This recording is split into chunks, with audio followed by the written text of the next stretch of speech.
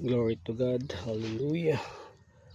Mga ka-growers, nandito naman po tayo sa aking taniman.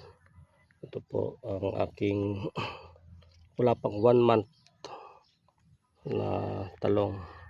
So akin po siyang pruning. Ganito lang po ako mag-pruning. Bawas ng mga dahon sa ilalim. Yung mga matatanda na po at ito po ay magsasanga.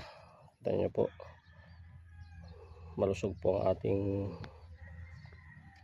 mga talong, mga ka-grower. Kita nyo po, dito nyo po makikita kung malusog po siya. Ayan, nagba-violet po siya.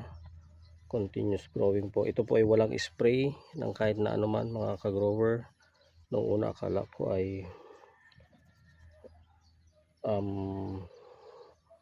actually nung una po ay ito inaatake ng insekto.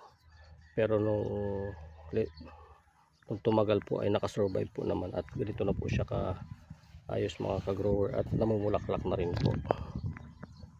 Pag namulaklak na po yan, dire-diretso na po yan, mga ka-grower. Tingnan nyo po siya. Ayan. Ako lang rin po ang